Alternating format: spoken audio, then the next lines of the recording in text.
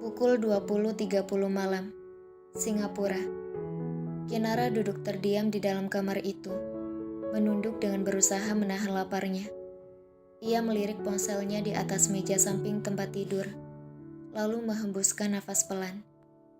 Ia menoleh pada pintu yang tiba-tiba terbuka, menampilkan pria sialan yang mengurungnya dalam kamar, berjalan mendekat ke arahnya dengan nampan di tangan. "Makan malam untukmu," ucap Gilang, menaruh nampan berisi sepiring spaghetti di atas meja samping tempat tidur. Kinara melirik malas piring spaghetti itu, lalu menatap tajam ke arah Gilang. "Jangan menatapku seperti itu. Aku tidak menaruh racun tikus di dalam makananmu, atau racun apapun itu. Jadi kau tidak perlu khawatir," jelas Gilang, lalu berbalik untuk keluar dari kamar itu. "Bukankah kau ingin aku mati? Lalu kenapa kau membawa makan malam untukku di jam yang sudah lewat waktu makan malam? Sialan," kesal Kinara, membuat Gilang menghentikan langkahnya tepat di ambang pintu, bersiap untuk keluar. Gilang menghembuskan nafasnya mendengar hal itu. Bukan maksud hati untuk mengantarkan makan malam tepat pada Kinara. Hanya saja ia lupa, dirinya saja baru mau makan setelah keluar dari kamar itu.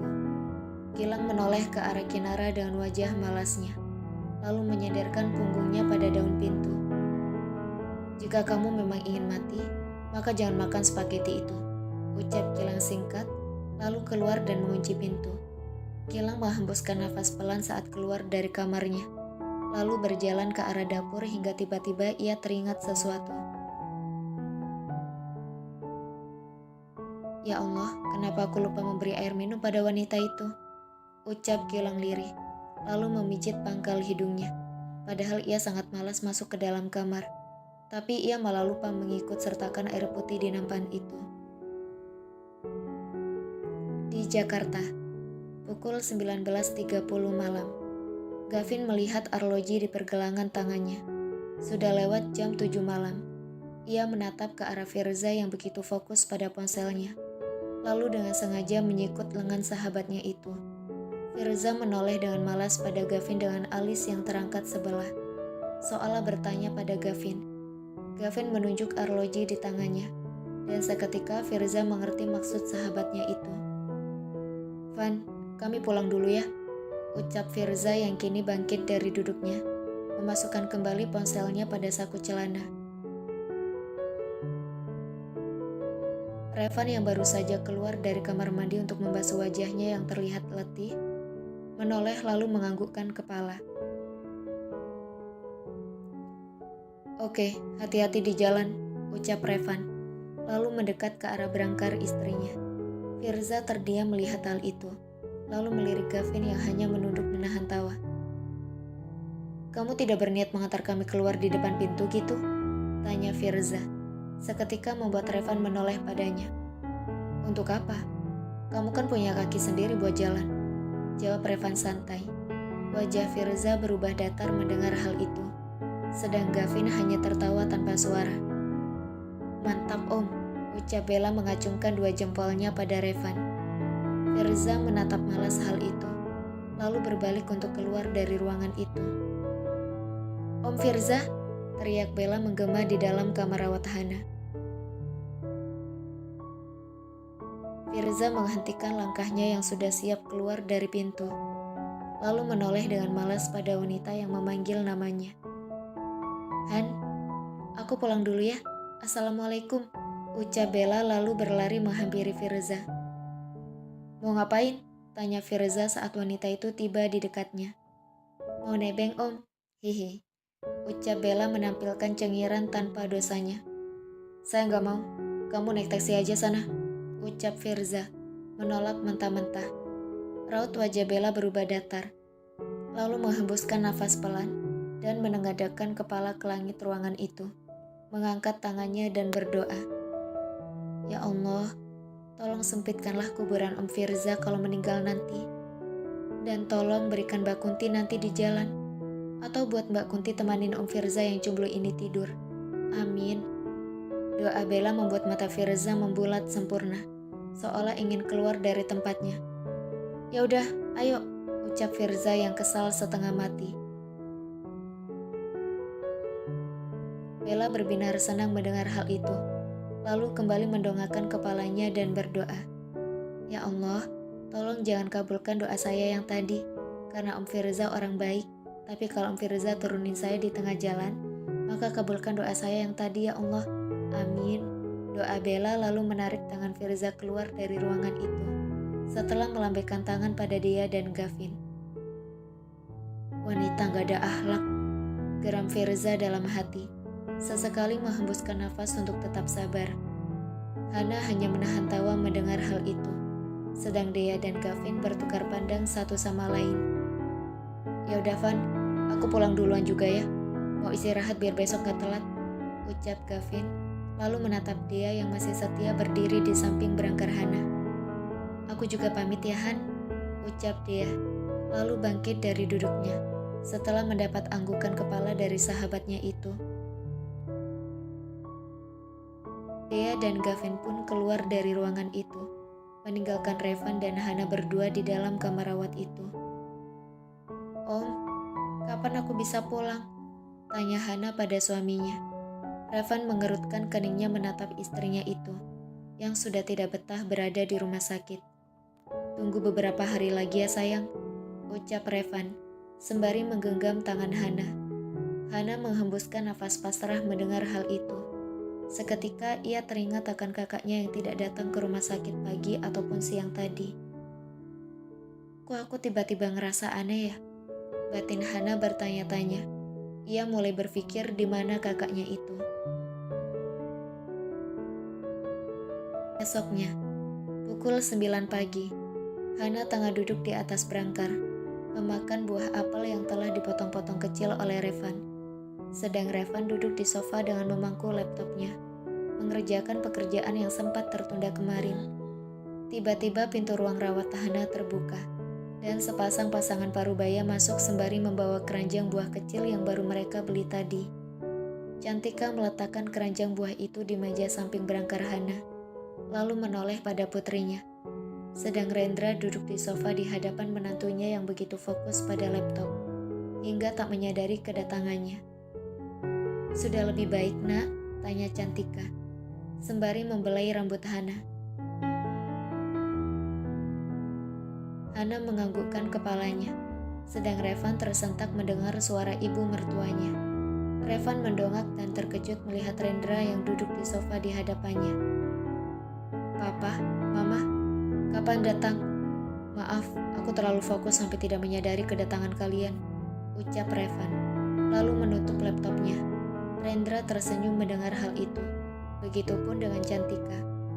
Baru saja Van, tidak apa-apa, tidak perlu difikirkan, kamu lanjutkan lagi saja, ucap Rendra dengan senyum di wajahnya. Revan mengangguk mengerti mendengar hal itu, lalu berniat untuk kembali membuka laptopnya. Tapi ucapan dari bibir istrinya membuat ia terdiam sejenak. Ma, Kak Kinara mana? Tanya Hana. Seketika raut wajah Revan berubah datar mendengar ucapan Hana. Jika bisa jujur, ia curiga pada kakak iparnya itu. Tapi sayangnya, ia tidak punya bukti. Itu, tadi pagi kami menerima pesan dari Kinara. Katanya dia sudah bosan di Indonesia. Jadi dia pergi dari Indonesia kemarin. Karena itu dia tidak pulang, ucap Cantika ketika mengingat pesan putrinya pagi tadi. Dan saat dihubungi, nomornya berada di luar jangkauannya, lanjut Cantika, membuat kening Revan dan Hana mengerut. Kemana dia? Batin Hana dan Revan bertanya-tanya. Pukul 11 siang, Singapura. Kinara mendesah pelan, menunduk menatap tubuhnya masih mengenakan pakaian yang sama sejak kemarin. Tanda jika ia belum mandi sejak pagi tadi, membuat tubuhnya terasa lengket. Pintu terbuka. Kinara dengan cepat mendudukkan diri di atas tempat tidur, menatap Gilang yang tiba-tiba melemparkan paper bag padanya. Mandi bodoh, kau akan membuat kamarmu bau, ketus Gilang, berniat menutup pintu. Kamarmu tidak akan bau jika kamu melepaskan aku. Dan juga semua ini salahmu sendiri, membawa seorang wanita di apartemen yang sama sekali tidak ada pakaian wanita meski satu. Geram Kinara, lalu bangkit dari duduknya. Sampai kapan kau akan mengurungku di sini? Brengsek, teriak Kinara yang hanya mendapat tatapan malas dari Gilang. Sampai Hana melahirkan. Atau seumur hidupmu? Jawab Gilang dingin, lalu menutup pintu dengan keras dan menguncinya. Kinara mengepalkan tangannya mendengar hal itu, lalu berjalan dengan menghentakkan kaki ke kamar mandi. Dasar pria sialan, umpat Kinara dalam hati. Entah kapan ia bisa melarikan diri dari kurungan bak sangkar emas itu.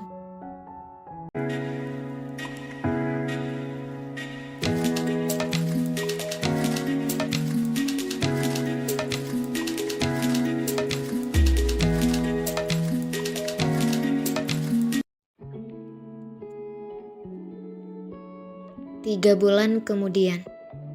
Sudah 3 bulan berlalu sejak kejadian itu. Hana sudah kembali beraktivitas seperti biasanya.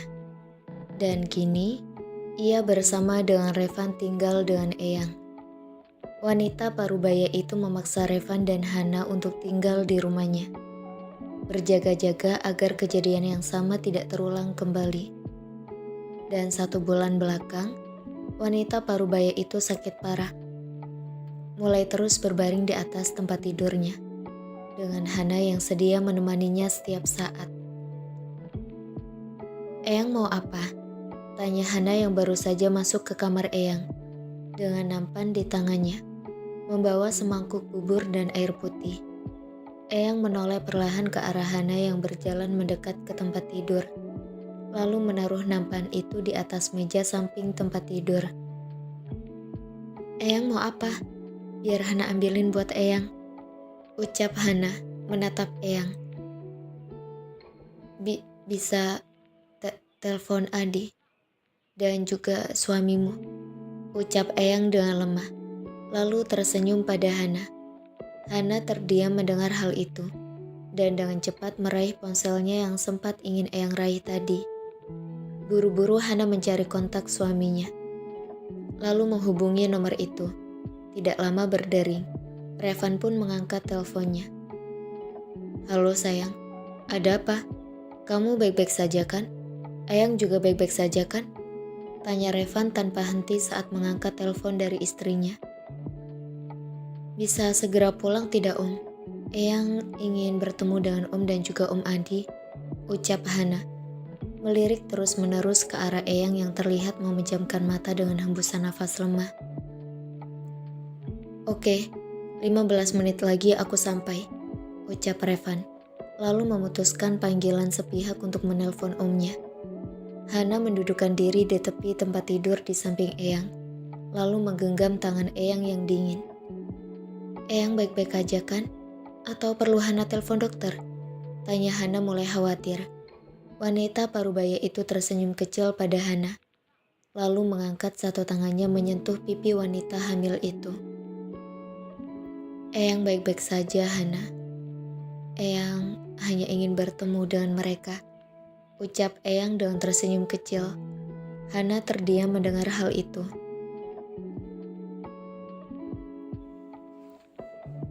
Firasatnya mulai tidak enak. Pasalnya Mita dan Adi setiap hari berkunjung ke rumah Eyang. Setiap jam 11 siang mereka berdua akan ada di samping Eyang, bertanya apa yang diinginkan Eyang dan lainnya. Dan tidak biasanya Eyang mencari mereka berdua, lantaran tahu jika Mita dan Adi selalu datang jam 11 siang. Ada apa ini? Batin Hana mulai bertanya-tanya. 15 menit kemudian, Revan menghentikan mobilnya tepat di depan rumah, lalu berlari masuk ke dalam rumah dengan tergesa-gesa.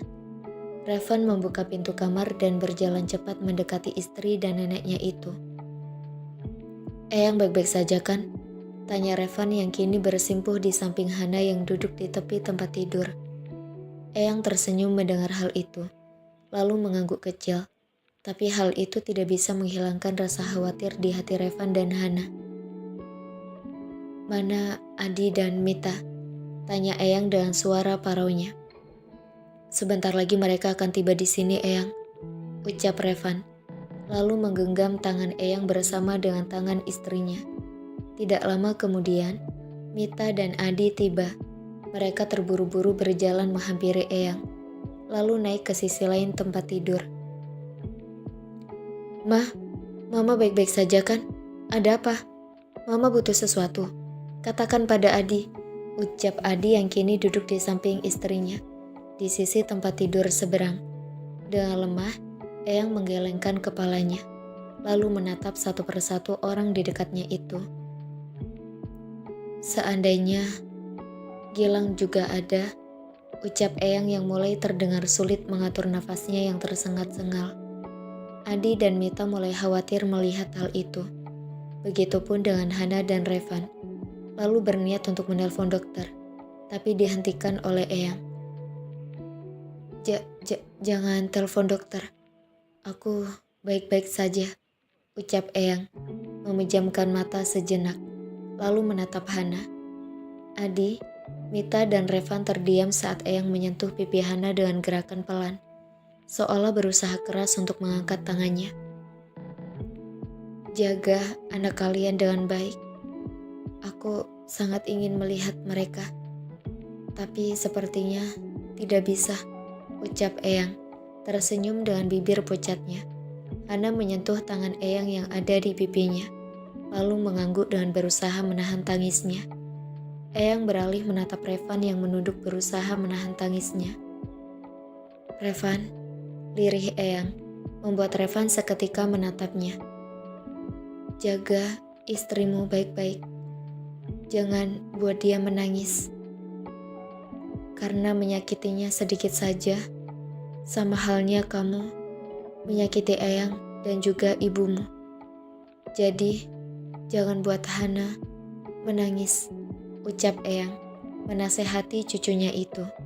Revan menganggukkan kepalanya dengan tubuh gemetar menahan tangis. Kini Eyang beralih menatap Adi dan Mita, yang terlihat mulai terisak seperti Hana dan Revan. "Katakan pada Gilang untuk mengurangi keras kepalanya itu. Dan juga katakan padanya untuk segera menikah. Beritahu padanya untuk tidak menyentuh sesuatu yang dilarang," nasihat Eyang yang ditujukan untuk Gilang. Mita menganggukkan kepalanya, menahan suara tangisnya. Mereka tahu kalau saat ini Eyang tengah menyampaikan apa yang ingin ia sampaikan untuk terakhir kalinya. "Aku sangat ingin melihat wajahnya sekali. Tapi dia berada sangat jauh," ucap Eyang dengan lemah dan nafas yang mulai tersengal-sengal. "Eyang, Eyang, Eyang," tangis Revan pecah saat sang nenek tak kunjung menjawab panggilannya. Setelah tadi mengucapkan 2 kalimat syahadat dengan suara lirih, Adi memeluk istrinya yang mulai menangis dengan keras. Sedang Hana terus menggenggam erat tangan Eyang, menyalin tangan itu untuk yang terakhir kalinya dengan air mata yang membasahi pipinya. Semua pelayan di rumah itu menundukkan kepala mereka, menyeka air mata yang berhasil lolos. Majikan yang selama ini mereka layani telah pergi. Pergi ke sisi yang maha kuasa. Majikan yang begitu baik dan lembut yang pernah mereka temui. Pukul 11.10 pagi, Singapura. Sudah 3 bulan berlalu sejak Gilang membawa Kinara ke apartemennya. Kini wanita itu sudah boleh keluar dari kamar. Tapi sayangnya, semua pintu dikunci oleh Gilang, membuat kesempatannya untuk kabur menghilang seketika. Gilang menyantap makanannya dengan lahap, meski sebenarnya perasaannya tidak enak. Gilang mendongak, menatap Kinara yang duduk dengan terus menatap tajam ke arahnya. "Jangan menatapku seperti itu. Jika kamu tidak ingin matamu itu keluar dari tempatnya," ucap santai Gilang, lalu menyuapkan suapan terakhir ke mulutnya. "Kenapa kau begitu menyukai adikku yang polos itu? Apa mungkin kau sudah menyentuh setiap jengkal tubuhnya?" ucap Kinara dengan senyum mengejek di bibirnya. Kinara terkejut saat sebuah sendok melayang melewati wajahnya dan jatuh ke lantai di belakangnya. "Jika kau tidak ingin wajahmu itu rusak, maka sebaiknya jangan berbicara. Dia berbeda denganmu. yang telah disentuh oleh puluhan pria, ucap Gilang dingin, lalu berbalik kembali untuk mencuci piringnya. Tubuh Kinara bergetar mendengar ucapan Gilang. Ia benar-benar dipandang rendah oleh pria di hadapannya itu. Cih, kau berbicara soal tubuhmu tidak pernah disentuh oleh wanita manapun, ucap Kinara berdecih, lalu meletakkan sendok makannya dengan kasar ke piringnya, hingga menciptakan suara nyaring di dapur itu. Yang jelas aku berbeda dengan dirimu. Aku masih mempertahankan keperjakaanku sampai sekarang. Yang pernah menyentuhnya hanya tanganku sendiri. Ucap Gilang menimpali ucapan Kinara tanpa malu. Kinara memandang aneh pria yang memunggunginya itu, lalu mendengus kesal. Gilang menghentikan tangannya yang tengah membilas piring itu, lalu mematikan keran air, dan beralih untuk meletakkan piring bersih itu pada tempatnya. Gilang merogoh saku celananya saat tiba-tiba ponselnya berdering. Ia menyipitkan matanya saat melihat nama yang tertera pada layar ponselnya. Halo Ma, ada apa? Tanya Gilang saat mengangkat telepon dari ibunya itu dengan tangan yang berniat menaruh piring pada tempatnya. Prang. Kinara terkejut mendengar suara piring yang jatuh ke lantai. Ia menatap wajah Gilang yang terlihat dari samping. Ada apa dengannya? Batin Kinara bertanya-tanya, dan terkejut saat tiba-tiba Gilang berlari ke kamarnya.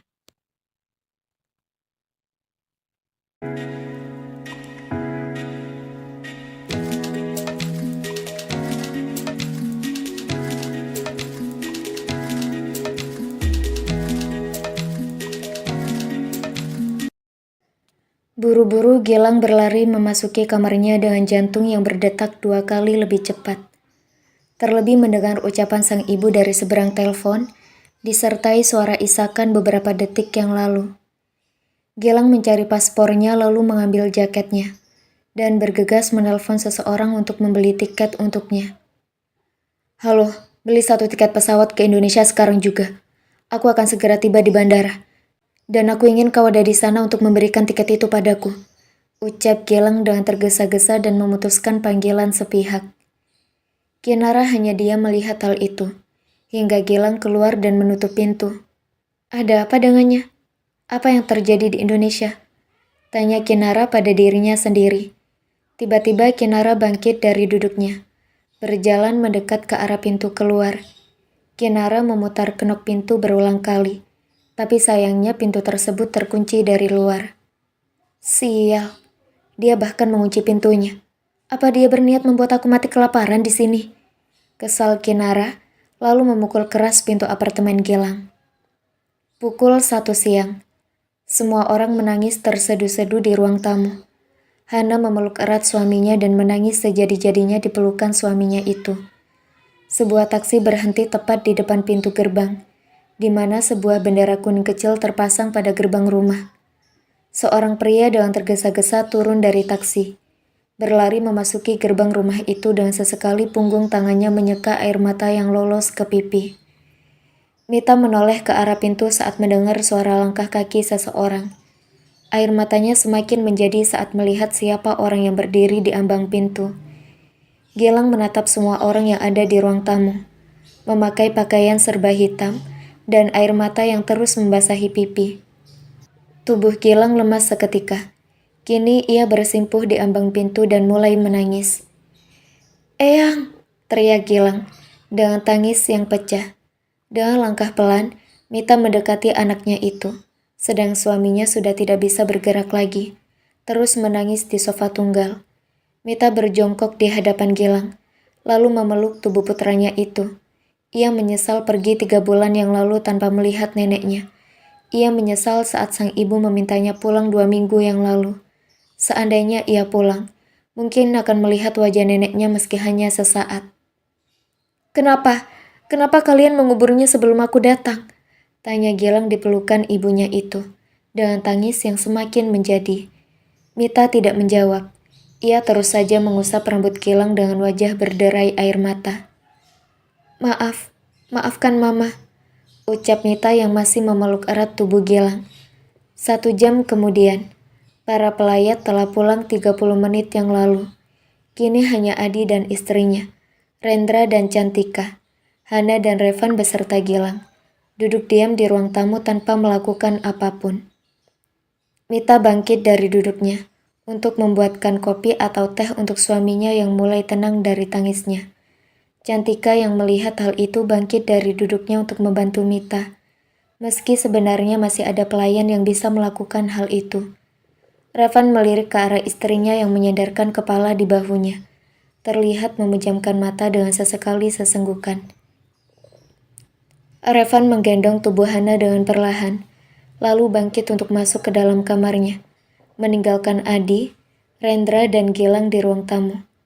Revan membuka pintu kamar perlahan, lalu berjalan masuk mendekat ke arah tempat tidur. Revan menidurkan tubuh Hana perlahan, lalu berjongkok di samping tempat tidur, menatap lama wajah sembab istrinya.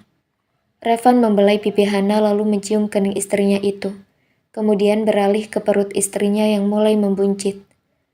Papa janji akan melindungimu, ucap Revan yang mulai menangis lagi, mencium singkat perut Hana yang mulai membesar itu.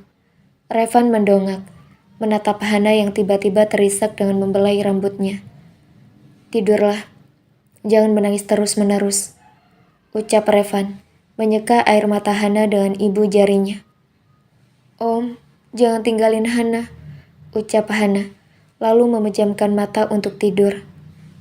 Aku tidak akan meninggalkan kamu sayang, tidak akan, batin Revan, lalu membelai rambut hitam istrinya. Sementara itu, di lantai dasar, Cantika dan Mita keluar dari dapur dengan membawa nampan di tangan mereka, berisikan beberapa cangkir teh dan kopi. Hana dan Revan mana? Tanya Cantika pada suaminya. Tadi Hana tidur, jadi Revan menggendongnya ke kamar, ucap Rendra, lalu menerima cangkir kopi yang diberikan istrinya. Mita mendudukkan diri di samping Gilang, lalu memberikan segelas air putih yang dibawa tadi. Minum dulu sayang, ucap Mita, dan dengan cepat Gilang menggelengkan kepalanya. Aku tidak haus mah, jawab Gilang singkat. Mita menghembuskan nafas pelan mendengar hal itu, lalu kembali menaruh gelas itu di atas meja. Jika sudah menemukan gadis yang cocok, segeralah menikah. Itu yang dikatakan Eyang, ucap Mita. Seketika Gilang menggigit bibir bawahnya untuk menahan isak tangisnya. Setelah itu hanya ada keheningan, tidak ada yang berbicara sama sekali. 1 minggu kemudian. Sudah 1 minggu sejak kematian Eyang dan juga sudah 1 minggu Gilang berada di Indonesia. Pengajian untuk beberapa malam sudah dilakukan, dan hari ini Gilang memutuskan untuk kembali ke Singapura. Pukul 8 pagi, Hana dan Gilang duduk termenung di taman depan rumah, menatap bunga-bunga yang bermekaran. Kak Gilang sudah mau balik lagi ke Singapura hari ini ya? Tanya Hana dengan menatap lurus ke depan, dan tangan yang mengelus perutnya pelan. Iya, jawab Gilang singkat, melirik sekilas wanita hamil itu yang kini terlihat semakin cantik. Om Revan beruntung banget punya kamu, ucap Gilang. Seketika hatinya teriris ketika mengucapkan kata itu. Hana menoleh pada Gilang, lalu tersenyum kecil. Suatu saat nanti, kakak pasti akan menemukan wanita yang lebih baik lagi. Jangan terlalu larut dalam masa lalu, tidak akan baik untuk masa depan, ucap Hana, dan hanya membuat Gilang tersenyum kecut pada dirinya sendiri. Seandainya nanti anak kamu perempuan, aku mau dong dinikahin sama dia, canda Gilang seketika, membuat Hana menatapnya dengan terkejut. Hahaha, aku bercanda Hana, tawa Gilang pecah saat melihat raut wajah terkejut wanita hamil itu. Hana menggelengkan kepalanya mendengar ucapan Gilang, lalu menghembuskan nafas pelan. Hati-hati loh kak, ucapan itu adalah doa. Bagaimana kalau nanti beneran lahir anak perempuan? Kakak beneran mau nikah sama putri aku? Tanya Hana membuat Gilang terdiam. Emang dia mau sama orang tua? Pas dia udah dewasa, aku udah kepala 4 Hana, mana mau sama om-om? Ucap Gilang sembari menggelengkan kepala tidak percaya. Jodoh siapa yang tahu, Kak? Ucap Hana, lalu meneguk susu yang ada di meja di samping kursi tempat ia duduk, menjadi pembatas antara kursinya dan kursi Gilang. Gilang menoleh ke arah Hana, lalu menatap lurus ke depan. Ya kalau jodoh, aku bakal nikahin dia. Biar bisa jadi menantu kamu, canda Gilang. Membuat Hana tersedak susu yang ia minum. Gilang terkejut mendengar hal itu, lalu bangkit dari duduknya, mengelus pelan punggung wanita hamil itu. Makanya, kalau minum itu pelan-pelan, ucap Gilang. Padahal yang membuat Hana tersedak adalah dirinya. Lucu juga sih kalau mantan jadi ibu mertua, lanjut Gilang dengan terkekeh geli. Hana menggelengkan kepala mendengar ucapan pria yang tengah berdiri di sampingnya itu. Benar-benar pemikiran yang aneh. Pukul 1:30 siang. Kinara mendengus kesal. Ia kini tengah duduk di meja makan menatap mie instan yang baru saja ia seduh dengan air panas. Sudah seminggu sejak Gilang meninggalkannya di apartemen itu. Tapi ia sama sekali tidak bisa melarikan diri. Ingin menelpon seseorang, tapi tidak bisa. Lantaran tidak ada telepon di rumah itu. Dan kartu SIM-nya masih ada di tangan Gilang. Kinara berniat bangkit dari duduknya. Tapi entah mengapa, tiba-tiba kepalanya terasa berat. Dan pandangannya terasa berputar. Tiba-tiba Kinara jatuh pingsan ke lantai. Bersamaan dengan suara pintu yang terbuka.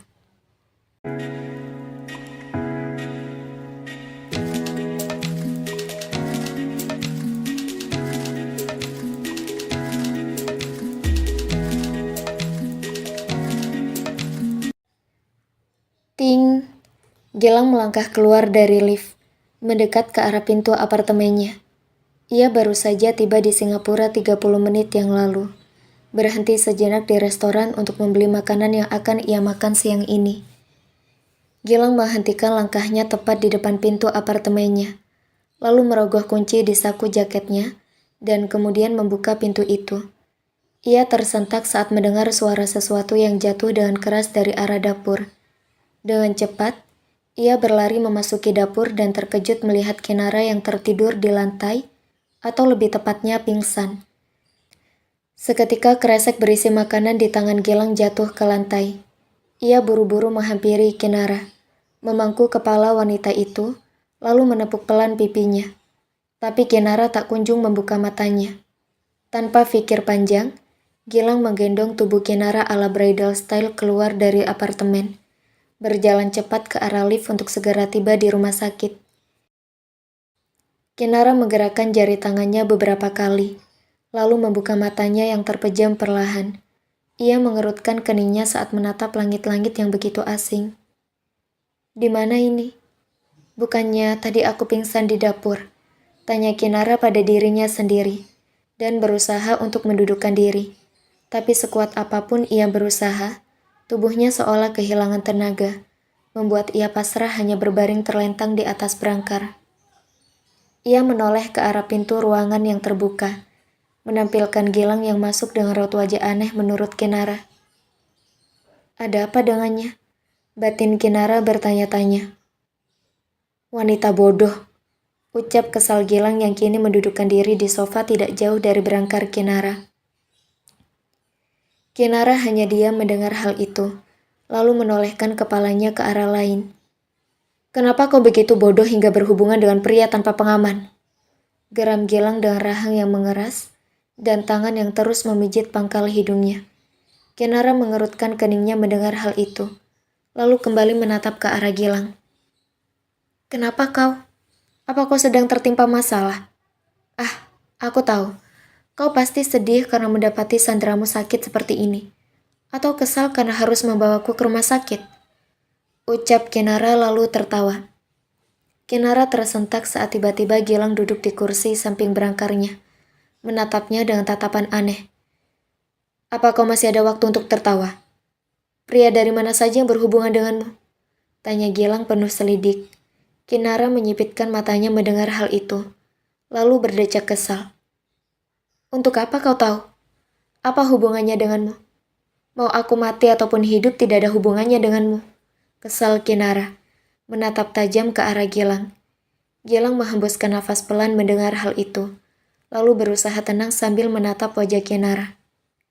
Memang tidak ada hubungannya denganku, tapi ada hubungannya dengan Hana, ucap Gilang, lalu berniat bangkit dari duduknya untuk kembali ke sofa. Kenapa aku harus jatuh cinta padamu? Kenapa aku harus jatuh cinta padamu? Ucap Kinara tiba-tiba, membuat Gilang menghentikan langkahnya, lalu menoleh pada Kinara yang menatap langit-langit rumah sakit. Jatuh cinta pada orang yang sama sekali tidak bisa membagi hatinya ataupun membuka hatinya untuk orang lain. Lanjut Kinara, yang kini terlihat ingin menangis. Berhenti berbicara omong kosong, dan khawatirkan dirimu untuk saat ini. Geram Gilang dan kembali mendekat ke arah sofa. Tapi lagi-lagi langkahnya terhenti saat mendengar Kinara berbicara. Apa yang kau suka dari Hana? Kepolosannya? Ataukah kebaikannya? Tanya Kinara, menatap Gilang seolah meminta jawaban. Gilang hanya diam, enggan untuk berbicara karena memikirkan penyakit yang diderita oleh Kinara, yang baru saja dokter beritahukan padanya. Aku menyukaimu, Gilang. Sejak pertama kali bertemu denganmu yang tengah mengantar Hana pulang 4 tahun yang lalu. Ucap Kinara, membuat Gilang menghentikan tangannya yang tengah mencari kontak seseorang. Aku berharap bisa memilikimu seutuhnya. Tapi Hana mendahuluiku. Dia mengambilmu. Mengambil semua yang ada padaku. Mengambil kasih sayang papa dan mama. Ucap Kinara. Dan setetes air mata jatuh dari pelupuk matanya. Gilang memilih diam mendengar hal itu. Sedang Kinara kembali melanjutkan ucapannya. Aku iri padanya yang mendapat kasih sayang setiap orang. Sedang aku sama sekali tidak mendapat kasih sayang siapapun. Itu karena ulahmu sendiri, ucap Gilang, memotong ucapan Kinara. Kau tidak tahu jika Hana lebih iri padamu, ucap Gilang, menatap wanita yang terbaring lemah di atas berangkar itu. Kinara terdiam, mengernyitkan alisnya mendengar ucapan Gilang. Kau tidak pernah tahu jika Hana selalu berusaha untuk bisa membuatmu tersenyum, memberikan kasih sayang padamu. Berharap kau membalas pelukannya seperti saat kalian kecil dulu. Tapi setiap kali kau ada di hadapannya, kau selalu saja memancing amarahnya, membuat ia kesal dan selalu menunjukkan ketidaksukaanmu padanya. Jelas Gilang, membuat Kinara terdiam. Kau mungkin tidak tahu, tapi aku tahu. Dia selalu mencurahkan semua keluh kesahnya padaku, mengatakan jika kamu berubah dan membencinya. Dia adik yang menyayangi kakaknya, tapi kakaknya malah iri padanya. Ucap Gilang dengan wajah datarnya. Kau tidak tahu Kinara, sebenci-bencinya Hana padamu, tapi dia masih sangat menyayangimu. Tapi rasa irimu mengalahkan segalanya, membuat ia mulai menjauh darimu. Tapi dalam diam, dia menyayangimu dan merindukan kakaknya yang dulu. Ucap Gilang panjang lebar. Kinara mengepalkan tangannya mendengar hal itu. Perlahan-lahan memori 4 tahun yang lalu melintas di benaknya, mengingatkannya saat dimana ia mulai membenci adiknya sendiri. Saat dimana rasa irinya mengalahkan kasih sayangnya. 4 tahun yang lalu, pukul 4 sore, Kinara turun dari taksi. Sesekali menggerutu karena kesal, dan saat ia turun dari taksi, ia melihat Hana yang baru saja tiba dan dibonceng oleh seorang pria. Kinara melihat semua itu di depan matanya, saat dimana pria itu membuka helm di kepala adiknya, lalu tersenyum padanya. Tiba-tiba Kinara merasakan sesuatu yang aneh pada dirinya. Melihat pria itu tersenyum padanya benar-benar memompa jantungnya 2 kali lebih cepat. Semuanya dimulai dari hari itu. Rasa irinya mulai menguasai dirinya. Kasih sayangnya pada adiknya musnah seketika. Terlebih saat dirinya mengetahui jika Hana menjalin hubungan dengan Gilang. Ia mulai membenci Hana, bahkan selalu beradu pendapat dengan adiknya itu. Padahal dulunya, ia selalu sependapat dengan Hana. Dan kehidupannya pun berubah 180 derajat. Mulai membantah perkataan orang tuanya, mulai sering keluar malam dan minum-minum keras, dan semua hal yang tidak pernah ia lakukan sebelumnya. Ia mulai ingin menghancurkan kebahagiaan Hana, merebut seseorang yang Hana sayangi, mengambil semua yang harusnya adalah haknya. Dan saat ketika perjodohan itu datang, dan kedua orang tuanya memintanya untuk menikah, dari situlah ia mengira jika kedua orang tuanya sudah tidak menyayanginya. Hingga terbesit ide di kepalanya untuk kabur dari rumah. Dengan begitu, adiknya yang akan menjadi korbannya. Hatinya sangat senang saat dimana Gilang datang padanya. Tapi saat mendengar suara dan ucapan Gilang yang begitu dingin, membuat ia semakin membenci Hana. Dan hari di mana Hana jatuh dari tangga adalah ulahnya. Tapi semua itu berawal dari ketidaksengajaan. Air di gelas yang ingin ia bawa ke kamarnya malah tumpah di tangga, membuat ia kesal dan sempat ingin membersihkannya. Tapi lagi-lagi terhalang karena teringat, mungkin adiknya itu akan turun ke lantai dasar. Gilang bangkit dari duduknya saat melihat Kinara yang menyentuh tenggorokannya. Dengan cepat, Gilang memanggil dokter untuk memastikan keadaan Kinara yang terlihat begitu kesakitan. Cantika terkejut saat tiba-tiba gelas yang ia pegang jatuh ke lantai hingga pecah. Ia menyentuh dadanya yang tiba-tiba terasa sesak. Pikirannya melayang pada putri pertamanya itu. Cantika mengambil ponselnya, lalu segera menghubungi nomor Kinara, berharap agar panggilan itu terhubung. Ia ingin berbicara dengan putrinya itu. Panggilan terhubung. Cantika terdiam 1000 bahasa saat yang ia dengar bukan suara anaknya, melainkan suara seorang pria. Siapa ini? Mana Kinara? Tanya Cantika dengan suara terbata.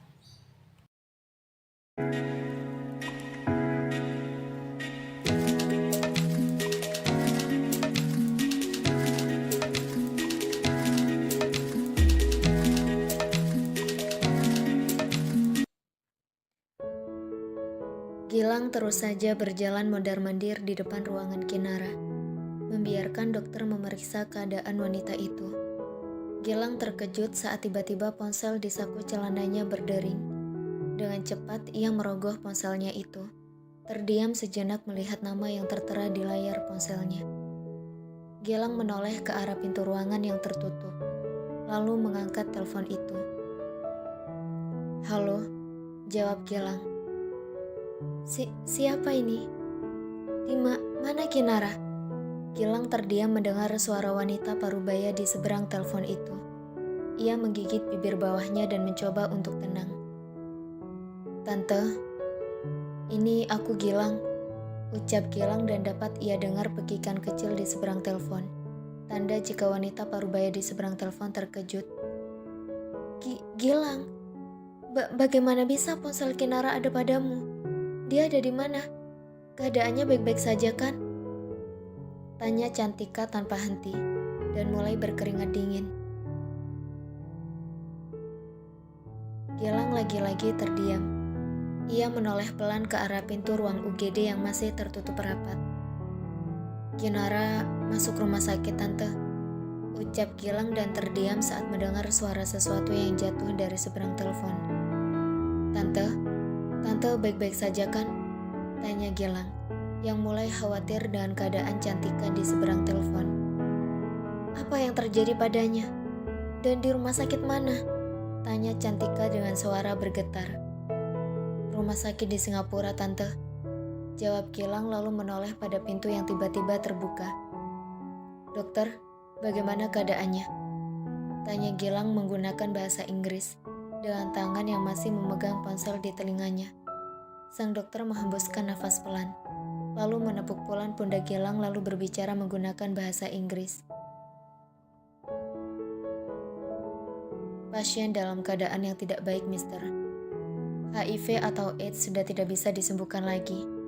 Ditambah kanker yang menggerogoti tubuhnya, membuat kecil kemungkinan pasien bisa bertahan hidup lebih lama lagi," jelas sang dokter, membuat Gilang terdiam mematung di tempatnya. Cantika terduduk seketika di lantai saat samar-samar mendengar ucapan dokter di seberang telepon. Tubuhnya gemetar tak karuan dengan air mata yang berhasil lolos membasahi pipinya. Rendra yang baru saja pulang dari kantor, terkejut saat memasuki dapur dan mendapati istrinya yang terduduk di lantai dengan menutup mulutnya sendiri menggunakan tangan. "Cantika!" teriak Rendra, lalu berjalan mendekat ke arah istrinya itu, berusaha membuat sang istri bangkit dari duduknya. "Pah, Kinara, Pah," tangis Cantika menatap suaminya. Rendra mengernyit mendengar hal itu. Ada apa dengan anak pertamanya? "Kinara kenapa, Mah?" tanya Rendra. "Kinara masuk rumah sakit, Pah. Kita harus segera ke Singapura, Pah. Kita harus segera ke sana." Tangis Cantika semakin pecah sembari mengguncang tubuh suaminya yang mematung mendengar ucapannya. Dengan cepat, Rendra merogoh saku celananya, lalu menelpon seseorang untuk menyiapkan tiket pesawat untuknya. "Mama kenapa?" tanya seseorang yang kini berada di ambang pintu dapur, terkejut melihat Cantika yang menangis. "Mama kenapa nangis? Ada apa?" tanya Hana yang kini menghampiri ibunya dan berjongkok di hadapan ibunya. "Kakak kamu sayang, kakak kamu masuk rumah sakit," ucap Cantika membuat Hana terkejut. Begitupun dengan Revan yang berdiri di belakang Hana. Revan seketika berjongkok, menahan tubuh Hana yang begitu lemas. "Om, Kak Kirana om," ucap Hana dengan lemah dan air mata yang mulai menetes di pelupuk matanya. "Segera siapkan tiket pesawat untukku. Keberangkatan ke Singapura siang ini juga.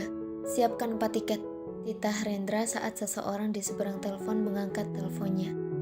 Rendra memutuskan panggilan sepihak setelah mengatakan hal itu, lalu berjongkok dan memapah tubuh istrinya untuk duduk di kursi di meja makan. Sedang Revan segera mengambil air putih untuk Hana. Setelah mendudukkan istrinya itu di kursi, Revan memberikan air putih mertuanya terlebih dahulu, baru kemudian membantu istrinya untuk minum. "Jangan menangis lagi, kita akan segera berangkat ke Singapura," ucap Rendra, menenangkan istrinya yang masih terus menangis. Di sisi lain, Gilang termenung di luar ruang rawat Kinara. Ia termenung dan terus mengingat ucapan dokter padanya. Penyakit HIV atau AIDS yang diidap oleh Kinara sudah lebih dari 6 bulan menggerogoti tubuh wanita itu. Pantas saja, di beberapa hari saat ia menyekap Kinara, wanita itu nampak lemas dan kadang juga terlihat tidak enak badan. Dan bodohnya dirinya sama sekali tidak menyadari keanehan pada wanita itu. Gilang mengusap wajahnya kasar, dan lagi-lagi mendongak menatap pintu ruangan Kinara. Ia bangkit perlahan dari duduknya, mendekat ke arah pintu dan menatap Kinara dari kaca kecil yang ada pada daun pintu. Gilang terdiam, menatap wanita yang terbaring lemah di atas berangkar dengan mata terpejam. Tubuhnya terasa kaku melihat hal itu. Wanita yang beberapa bulan ini selalu menatapnya dengan benci. Rupanya menyimpan rasa padanya selama 4 tahun lamanya.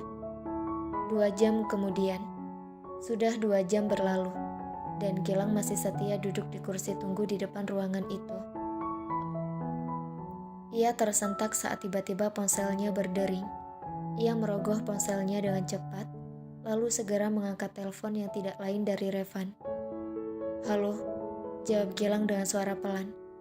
"Kirimkan alamat rumah sakit tempat Kinara berada, cepat," titah Revan di seberang telepon dan Gilang buru-buru mengirim lokasinya pada Revan lewat email. 30 menit kemudian, Gilang bangkit dari duduknya saat mendengar suara derap langkah kaki mendekat ke arahnya.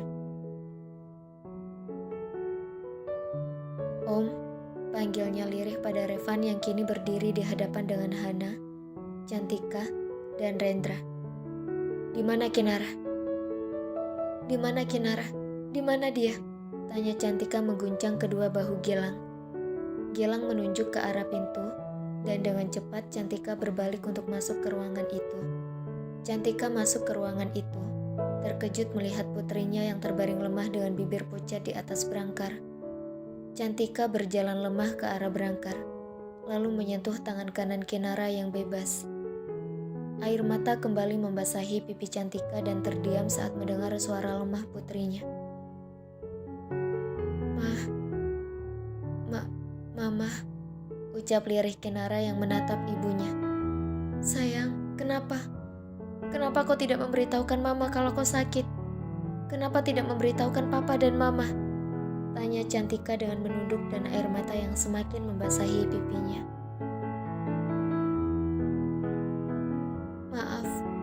Maafkan Kinara," lirih Kinara dengan air mata yang jatuh dari sudut matanya.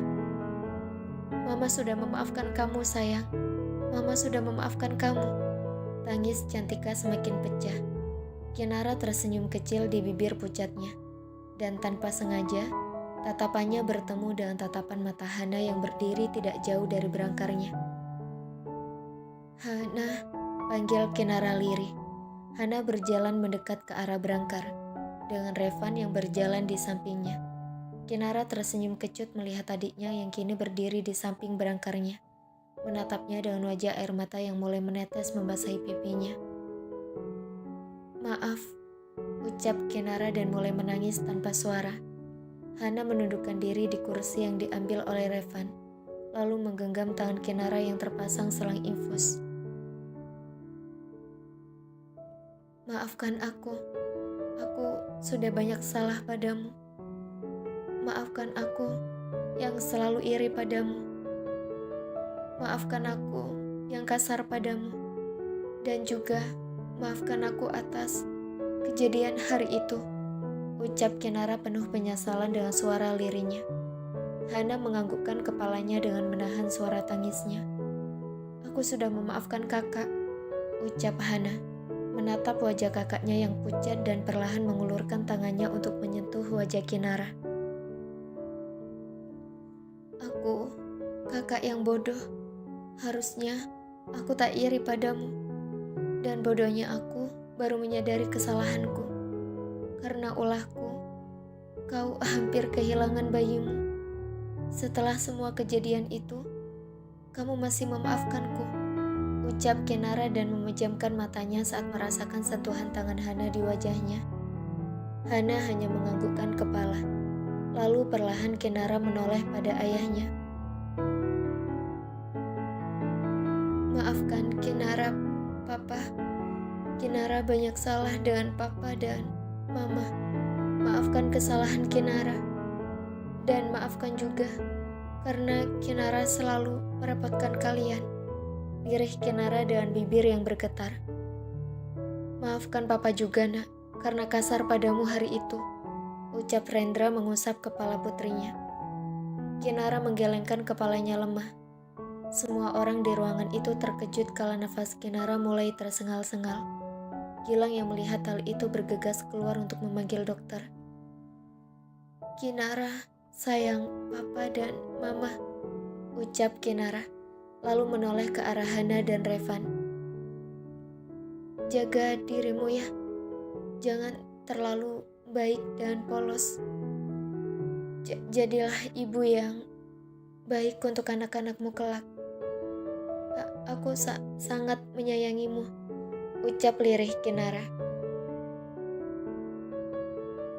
Semua orang di ruangan itu mulai takut saat melihat nafas Kinara seolah semakin menipis. Bertepatan dengan itu, pintu ruangan terbuka. Revan segera memapa tubuh Hana yang seolah tak ingin keluar dari ruangan itu. Begitupun dengan Rendra. Cukup lama mereka menunggu di luar dengan risau. Akhirnya pintu ruangan terbuka. Hal yang pertama kali mereka lihat adalah raut wajah dokter yang begitu sedih. "Kami sudah berusaha keras, tapi," ucap sang dokter, menggantung ucapannya, lalu menunduk dengan menghapus air mata di sudut matanya. Tangis Cantika pecah, sedang Hana yang mendengar hal itu pingsan. Revan memeluk erat tubuh Hana yang tiba-tiba tak sadarkan diri itu. Gilang hanya bisa terdiam mendengar hal itu, dan tanpa sadar, setetes air mata membasahi pipinya.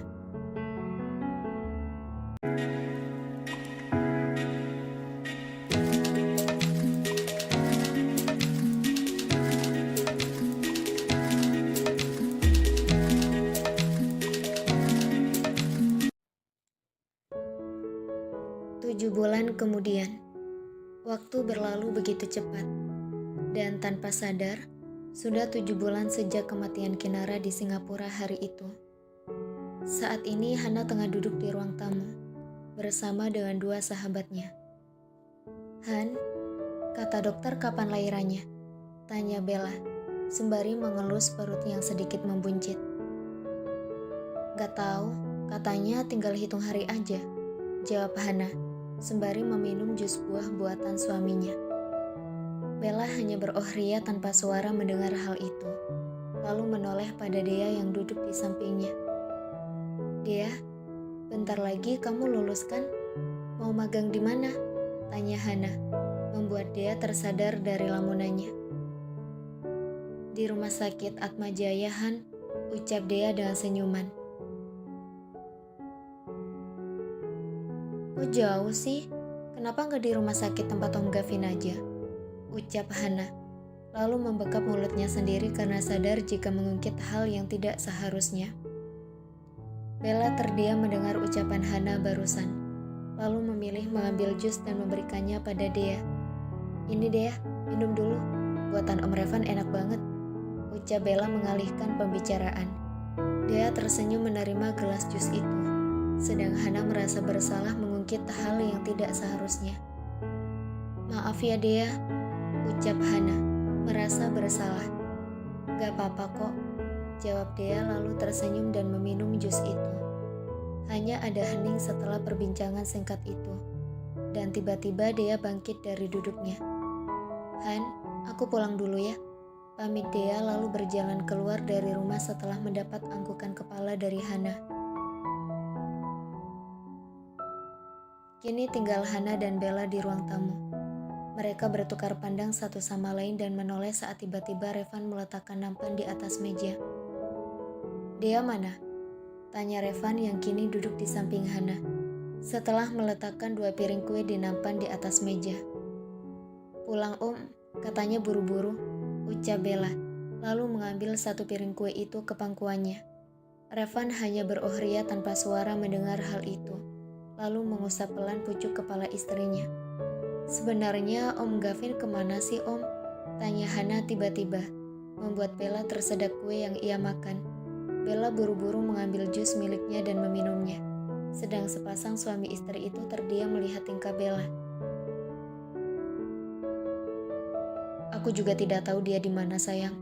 Saat aku menelponnya, nomornya sudah tidak bisa dihubungi lagi, jawab Revan, merasa cukup aneh dengan menghilangnya sahabat baiknya yang satu itu sejak beberapa bulan yang lalu. Katanya ke Singapura Om, jawab Bella menimpali. Revan dan Hana terdiam mendengar hal itu. Kamu tahu dari mana kalau dia ke Singapura? Tanya Revan, dan terlihat Bella menggaruk tengkuknya yang tidak gatal. Dia yang bilang, jawab Bella, lalu kembali memakan 1 buah kue kering di piring pangkuannya. Katanya hari itu dia ke rumah sakit untuk meminta penjelasan. Ada perawat yang bilang katanya Om Gavin ke Singapura. Tapi itu perawat nggak bilang jelasnya gimana. Dia bisa aja memaklumi jika Om Gavin kasih tahu dia. Sekedar SMS mungkin, biar dia makin gak salah paham. Tapi Om Gavin malah gak ada kabar sampai sekarang. Makin kecewa dia, dan mungkin saja apa yang dia dengar hari itu benar-benar terjadi. Jelas Bella panjang lebar. Kisah cinta yang rumit, lanjut Bella lalu meminum jusnya. Hana menatap wajah suaminya yang terlihat tengah berpikir keras, sedang Revan berusaha untuk mencari tahu apa yang membuat sahabatnya sampai lost kontak dengannya. Om, kuenya masih ada nggak? Tanya Bella dengan menaruh piring kosong itu di atas meja. Revan menatap piring kosong itu bergantian dengan sahabat istrinya, kemudian menoleh pada Hana yang tengah memangku piring kue. Kuat juga kamu makan kue, ucap Revan, lalu bangkit dan berjalan masuk ke dapur mengambil kue untuk Bella. Bella hanya menampilkan cengiran halus di bibirnya melihat hal itu. Sedang Hana menunduk menatap kue yang masih banyak di piringnya. Kuat banget, Bel. Jangan-jangan anak kamu nanti kuat makan kue juga, ucap Hana dengan mulut yang mengunyah. Hihi, gak apa-apa Han, kan bapaknya punya banyak duit. Bisa dipakai buat beli pabrik kue kering, ucap Bella. Lalu tertawa bersama Hana. Pukul 8 malam. Hana tengah bersiap-siap tidur di atas tempat tidur. Ia melihat sejenak suaminya yang begitu fokus pada laptopnya di sofa di kamar itu. Om, panggil Hana, menyadarkan punggungnya. Revan mendongak, lalu menatap Hana dengan menaikkan sebelah alisnya. Udah kerjanya, sekarang tidur, ucap Hana menatap lama suaminya. Bentar lagi sayang, jawab Revan dengan senyum di wajahnya. Ya udah deh, ucap Hana dengan nada kesalnya, lalu menidurkan tubuhnya perlahan di atas tempat tidur dengan posisi miring. Revan menghembuskan nafas pelan melihat hal itu, kemudian menutup laptopnya dan meletakkannya di atas meja. kemudian berjalan mendekat ke arah tempat tidur, menatap Hana yang tengah memunggunginya. Revan naik perlahan di atas tempat tidur, lalu memeluk Hana dari belakang, mengelus pelan perut istrinya yang sudah begitu besar. "Udah dong marahnya," ucap Revan, dengan terus mengelus perut istrinya dan mendapat pergerakan dari bayi yang ada di dalam perut Hana. "Siapa yang marah?" tanya Hana, mengangkat tangan Revan yang terus mengelus perutnya. "Iya, maaf, lain kali gak akan ngebantah lagi," ucap Revan, meski tidak melihat wajah Hana. Tapi ia tahu jika istrinya tengah memasang raut wajah cemberut. Terdengar hembusan nafas pelan dari Hana, lalu berbalik perlahan hingga terlentang. "Jangan terlalu memaksakan diri, Om. Nanti Om sakit. Terus yang urusannya siapa di rumah ini? Aku takut gak bisa ngurus Om di saat-saat seperti ini," ucap Hana, menatap penuh khawatir pada Revan. Revan tersenyum melihat hal itu, lalu kembali mengelus pelan perut Hana. "Iya, maaf. Udah katanya mau tidur," ucap Revan. Hana mulai memejamkan matanya, dengan Revan yang terus mengusap perut buncitnya. Pukul 12 malam. Hana terbangun dari tidurnya saat merasakan sakit yang begitu hebat pada perutnya. Ia mencengkram kuat spray di sampingnya, lalu menggigit bibir bawahnya sendiri. Om, panggil Hana pada Revan, mulai tidak bisa menahan rasa sakit di perutnya. Revan membuka kelopak matanya perlahan, lalu mendudukkan diri di samping Hana. "Ada apa sayang? Kamu baik-baik saja kan?" tanya Revan saat melihat kening istrinya yang sudah berkeringat begitu banyak. "Perut aku sakit, Om," ucap Hana semakin mencengkeram kuat spray di sampingnya. Revan yang mendengar hal itu dengan cepat mengambil ponselnya di meja di samping tempat tidur dan mulai menelpon nomor mertuanya. "Halo Revan, ada apa nak?" tanya Cantika di seberang telepon. "Mah, perut Hana sakit," ucap Revan dengan sesekali menoleh ke arah Hana yang terlihat begitu kesakitan. "Cepat bawa ke rumah sakit Revan, Hana mau lahiran itu," ucap Cantika di seberang telepon dengan berusaha membangunkan suaminya. Revan memutuskan panggilan sepihak, lalu dengan cepat menggendong tubuh Hana keluar dari kamar untuk segera ke rumah sakit. 15 menit kemudian, Revan terus mondar-mandir di depan ruang bersalin, menanti dokter yang tengah dipanggil oleh suster. "Revan, Hana mana?" tanya Cantika yang kini berada di samping menantunya, bersama dengan suaminya yang hanya mengenakan piyama tidur. "Ada di dalam, Mah," jawab Revan dan menoleh saat dokter datang. "Pak, bisa ikut ke dalam, sekedar memberi kekuatan dan semangat untuk Nyonya berjuang," ucap dokter itu dan dengan cepat Revan ikut masuk ke ruang bersalin. Jantung Revan berdetak 2 kali lebih cepat saat melihat Hana yang begitu kesakitan di atas berangkar. Dengan cepat, ia menghampiri istrinya dan berdiri di samping berangkar Hana, menggenggam tangan Hana erat. "Sakit, Om," ucap Hana yang begitu kesakitan. Revan menggenggam erat tangan Hana, lalu mencium kening Hana berkali-kali. "Ikuti instruksi saya, Bu. Tarik nafas, hembuskan. Tarik nafas, hembuskan," ucap dokter pada Hana. Hana mengikuti instruksi itu dan mulai berteriak keras yang membuat Revan gemetar. "Lagi, Bu, kepala bayinya sudah terlihat," ucap sang dokter. Tubuh Revan bergetar hebat saat melihat Hana yang berjuang keras untuk melahirkan buah hati mereka. Raut wajah yang begitu kesakitan membuat rasa takutnya semakin besar. "Dikit lagi, Bu," ucap sang dokter. "Mas Revan," teriak Hana dengan lantang dan menggenggam kuat tangan Revan. Tiba-tiba terdengar suara yang begitu keras di samping berangkar Hana, bertepatan dengan suara tangisan bayi yang menggema di ruangan itu.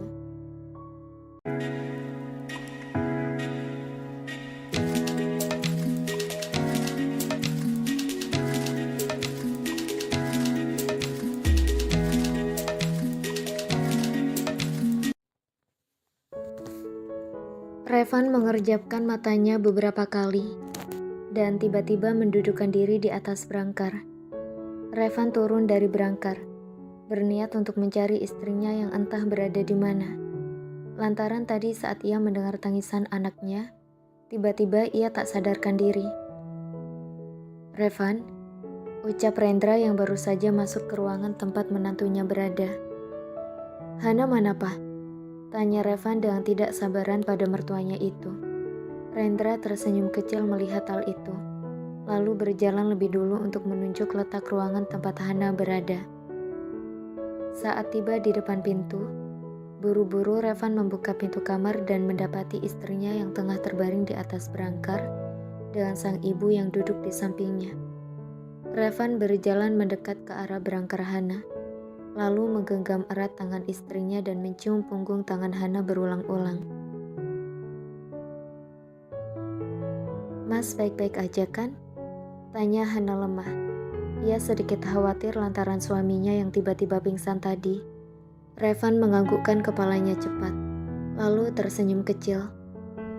"Mas lucu deh, aku yang lahiran, Mas yang pingsan," ucap Hana dengan terkekeh. Wajah Revan merona mendengar hal itu. Bagaimana tidak pingsan jika melihat istrinya yang begitu kesakitan, membuat seolah udara di sekitarnya menghilang seketika. "Anak kamu ada di sana. Lihat dulu, Gi. Udah diazanin sama papa tadi karena kamu belum sadar dari pingsan," ucap Cantika, lalu menatap ke arah tempat tidur bagi yang ada di ruangan itu. Revan melepaskan genggaman tangannya pada tangan istrinya, lalu berjalan pelan mendekat ke arah tempat tidur bayi itu. Revan mengerutkan keningnya saat tiba di dekat tempat tidur bayi dan melihat ada 2 bayi mungil di sana. Revan melirik ke arah Hana yang terlihat menahan senyumnya di atas berangkar, terutama melihat raut wajah terkejut suaminya. "Kembar, Mas," ucap Hana pelan. Justru semakin membuat Revan terkejut. Ia membayangkan di saat istrinya kembali berteriak kesakitan untuk melahirkan anak mereka yang satunya. Kembali membayangkan itu membuat udara di sekitarnya menipis. Tiba-tiba Revan menangis terseduh-seduh layaknya anak kecil, membuat Rendra berjalan mendekat ke arah menantunya itu dan mengusap punggung pria berusia 30 tahun tersebut yang tidak lama lagi akan berusia 31 tahun. Revan berjalan kembali mendekat ke arah berangkar Hana, lalu mencium kening istrinya tanpa henti dan mengucapkan kata terima kasih. Hana hanya tersenyum mendengar hal itu, lalu mengulurkan tangannya untuk mengusap pipi suaminya. Rendra dan Cantika berjalan keluar dari ruang rawat Hana, membiarkan Revan dan Hana di dalam beserta dengan kedua cucu mereka. "Udah, jangan menangis lagi, Mas," ucap Hana pelan, lalu menyeka air mata di wajah suaminya. "Aku tidak akan membuatnya lagi. Aku akan memakai pengaman ketika melakukannya," ucap Revan, mendapat tatapan aneh dari istrinya. "Kenapa pakai pengaman?" tanya Hana, meski sebenarnya ia tidak tahu pengaman apa yang dimaksud suaminya itu. "Agar kau tidak perlu kesakitan seperti tadi. Aku tidak sanggup melihatnya, ataupun mendengar itu. Cukup mereka berdua saja," ucap Revan, membuat Hana mulai sedikit mengerti. Hana terkekeh pelan mendengar hal itu, lalu mengusap kening suaminya. Ia sempat kaget saat tiba-tiba Revan pingsan di ruang bersalin tadi, membuat perawat wanita yang membantu dokter segera berlari keluar ruangan memanggil perawat pria yang bisa membopong tubuh Revan ke salah satu ruangan. "Iya," ucap Hana pelan, dan Revan pun mendudukkan diri di kursi di samping berangkar Hana. Revan melirik ke arah jam dinding yang ada di ruangan itu. Masih menunjukkan pukul 1.45 malam. Ia menatap istrinya yang terlihat pucat, lalu mengusap pelan rambut istrinya itu. "Tidur dulu, Gi. Kamu pasti lelah," ucap Revan, menatap penuh kasih sayang pada istrinya itu. Belum sempat Hana memejamkan matanya, tiba-tiba salah satu dari anak mereka menangis, membuat sepasang suami istri itu bertukar pandang satu sama lain. "Mas, bisa gendong dia ke sini nggak? Kata dokter saat dia sudah bangun harus diberi ASI," ucap Hana pelan, Dan seketika Revan bangkit dari duduknya untuk menggendong anaknya itu. Revan terdiam di depan tempat tidur bayi itu. Bingung cara menggendong tubuh mungil itu seperti apa. Tanpa pikir panjang, Revan berbalik ke arah pintu keluar untuk memanggil ibu mertuanya, meninggalkan anaknya yang terus saja menangis tanpa henti. Hana menggeleng pelan melihat hal itu. Sepertinya akan membutuhkan waktu lama untuk mereka tinggal terpisah dari ayah dan ibunya. Tidak lama setelah Revan keluar, Cantika masuk dan segera menggendong tubuh mungil cucunya mendekat ke arah Hana, dan diikuti oleh Revan yang mengekor di belakang mertuanya itu. Hana mulai membuka kancing atas baju pasiennya untuk menyusui anaknya. Ia melirik sekilas ke arah Revan yang kini berdiri di sampingnya. Revan terdiam saat kedua mata wanita itu menatap ke arahnya. Cantika menahan tawa melihat raut wajah kebingungan menantunya itu. "Revan, bisa keluar sebentar, Nak? Hana ingin menyusui," ucap Cantika, dan dengan cepat Revan berjalan keluar dari ruangan itu, meninggalkan sang istri dan mertua di dalam. Revan mendudukkan diri di samping ayah mertuanya. Sesekali memainkan jari tangannya karena gugup. "Sudah menyiapkan nama untuk mereka berdua?" tanya Rendra, memecah keheningan di antara dirinya dan menantunya. "Belum," jawab singkat Revan dengan menggaruk tengkuknya yang tidak gatal. Rendra mengangguk-anggukkan kepalanya mendengar ucapan Revan, lalu mengulurkan tangannya untuk kembali mengusap punggung Revan. "Selamat ya, jadilah ayah yang adil," ucap Rendra, menasehati Revan. Revan menoleh ke arah Rendra yang kini terlihat sedih, teringat akan anak pertamanya yang telah tiada. "Iya, Pak," jawab Revan lalu tersenyum pada Rendra. "Kau sangat pintar membuatnya, hingga bisa lahir sepasang hanya dalam sekali buat," ucap Rendra dengan terkekeh. Revan hanya tersenyum kecil menanggapi candaan mertuanya itu. Ia tidak percaya jika Hana melahirkan sepasang anak kembar untuknya. Ia pikir hanya satu saja. Melihat wajah putranya benar-benar membuat hatinya tenang, terlebih ketika melihat wajah anak perempuannya. Saat pagi tiba nanti, telepon Om dan Tantemu, beritahukan kabar bahagia ini, dan juga pada adik sepupumu itu. Dia pasti akan senang mendengar kabar baik ini, ucap Rendra dan mendongak saat pintu ruangan Hana terbuka. "Iya, Pak," jawab Revan, lalu bangkit untuk masuk kembali ke dalam ruangan, meninggalkan kedua mertuanya yang tersenyum bahagia. Pukul 9 pagi. "Wah, imutnya," ucap Bella saat menatap wajah bayi sahabatnya yang tengah tertidur. Hana hanya tersenyum mendengar hal itu, lalu kembali membuka mulut saat sang suami menyuapinya dengan bubur ayam yang baru dibeli oleh ibunya tadi. "Apa kamu sudah menyiapkan nama?" tanya Bella lalu menatap tajam suaminya yang berniat mencubit pipi bayi itu. Firza menarik tangannya, lalu berjalan mendekat ke arah sofa, duduk bersama dengan Adi dan Rendra, sedang Mita dan Cantika keluar untuk membeli sesuatu. "Belum, Bel? Kamu ada saran gak?" tanya Hana, lalu meminum air putih yang diberikan oleh suaminya. "Reno Saputra, gimana?" tanya Bella, melirik sekilas ke arah Hana dengan tangan yang tak henti mengelus perutnya yang sedikit buncit itu. "Boleh. Terus yang cewek?" tanya Hana, sedang yang lainnya memilih diam. "Kamu aja deh yang ngasih nama buat yang bidadari ini," ucap Bella, lalu mencubit gemas pipi anak perempuan Hana. "Loh, kenapa? Kan kamu yang ngasih nama buat kakaknya. Masa adiknya enggak?" ucap Hana, merasa aneh dengan sahabatnya itu. "Aku ngasihnya ke laki-laki aja, Han. Biar nanti jadi jodoh anak aku," ucap Bella santai. "Hah? Emang bisa gitu? Gimana kalau anak kamu laki-laki?" tanya Hana. Bella terdiam sejenak, lalu menjawab dengan penuh percaya diri. "Pasti perempuan," jawab Bella dengan senyum kepercayaan dirinya.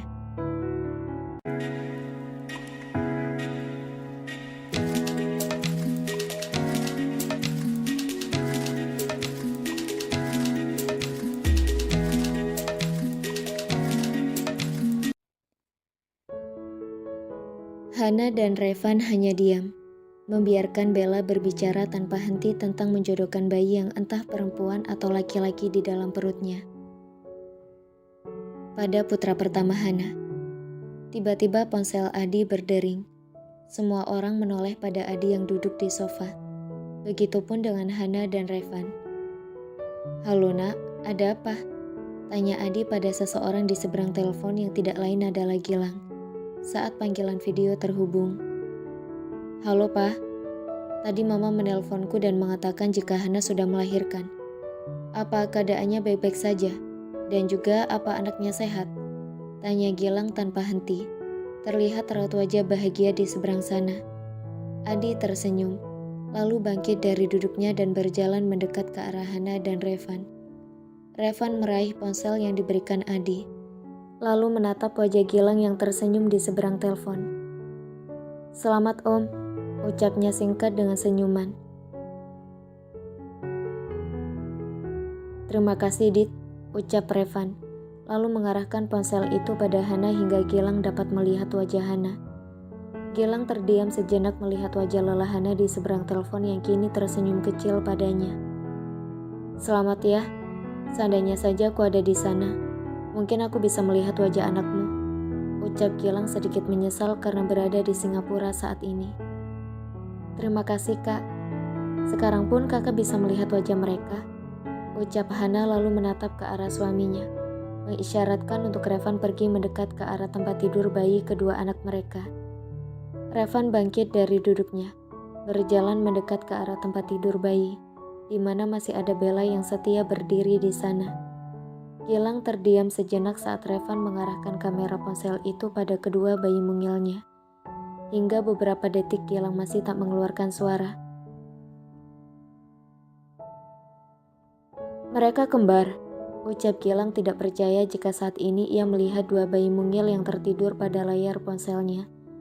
Satunya bayi laki-laki yang tampan persis seperti Revan, dan satunya lagi bayi mungil perempuan yang begitu cantik mirip dengan Hana. "Iya, cantik dan tampan kan?" tanya Revan, masih mengarahkan kamera ponsel itu pada kedua anaknya. Gilang hanya diam. Ia lebih fokus menatap ke arah bayi perempuan yang imut itu, memikirkan apakah saat besar nanti bayi itu akan mirip sekali dengan Hana atau tidak. Tiba-tiba ia menjadi tidak sabar menanti bayi mungil itu tumbuh dewasa. "Sangat cantik dan tampan Om. Oh ya, apa Om sudah memberikan nama pada mereka berdua?" tanya Gilang, membuat Bella menatap lekat ponsel di tangan Revan. "Yang perempuan belum Kak Gilang, tapi yang laki-laki udah ada. Aku yang kasih nama, soalnya nanti kalau udah gede bakal jadi suami dari anakku ini," ucap Bella sembari mengusap perutnya pelan. Gilang terkekeh mendengar hal itu. Ada-ada saja pemikiran sahabat Hana yang satu itu. "Memangnya anak kamu perempuan?" tanya Gilang, meski tak melihat wajah Bella di seberang telepon dan selalu fokus pada bayi perempuan dan lucu itu. "Pasti perempuan," ucap Bella dengan yakinnya. "Serah kamu aja lah Bel. Oh ya Om, kalau Om tidak keberatan, aku ingin memberikan nama pada keponakan cantikku itu," ucap Gilang. Revan menoleh pada Hana saat mendengar ucapan Gilang, seolah meminta persetujuan istrinya itu. Hana mengangguk pelan, dan Revan pun menjawab ucapan Gilang. "Tentu saja boleh," jawab Revan semakin membuat bibir Gilang menyunggingkan senyum bahagia. "Rena Pratiwi," ucap Gilang dan terdiam saat melihat bayi perempuan itu seperti tersenyum padanya dengan mata yang terpejam. Seketika jantung Gilang berdetak 2 kali lebih cepat. Ia menjadi salah tingkah sendiri lalu mengacak rambutnya. "Nama yang bagus. Gimana sayang?" tanya Revan pada sang istrinya. Hana hanya menganggukkan kepalanya dengan senyum di wajahnya. "Baiklah, sekarang nama mereka adalah Reno Saputra dan Rena Pratiwi," ucap Revan, lalu mengusap pelan kedua pipi anaknya. "Ya udah Om, aku mau masuk kelas dulu. Nanti aku telepon Om lagi," ucap Gilang saat melihat arloji di tangannya. "Baiklah, kalau libur kembali ke Indonesia ya," ucap Revan dan panggilan pun terputus saat Gilang mengatakan iya. Revan berjalan mendekat ke arah sofa, lalu memberikan ponsel itu kembali pada pemiliknya. Adi menerima itu dengan senyuman. Revan pun kembali mendekat ke arah brangkar istrinya. Sedang Bella masih setia berdiri di sana serasa gemas ingin mencubit pipi bayi laki-laki itu. "Hana, aku bawa pulang aja ya nih anak satu," minta Bella yang sudah kelewat gemas ingin membawa bayi laki-laki itu pulang. "Tidak bisa, nanti terjadi sesuatu pada putraku bagaimana?" tolak Revan mentah-mentah. "Ih, kok gitu banget sih Om? Ya udah deh, aku tungguin dia besar aja. Habis itu minta dia buat cepet-cepet lamar anakku, biar bisa tinggal serumah," ucap Bella antusias. "Bahkan kamu tidak tahu apakah mereka akan akur atau tidak. Tapi kamu begitu antusias mengatakan hal seperti itu.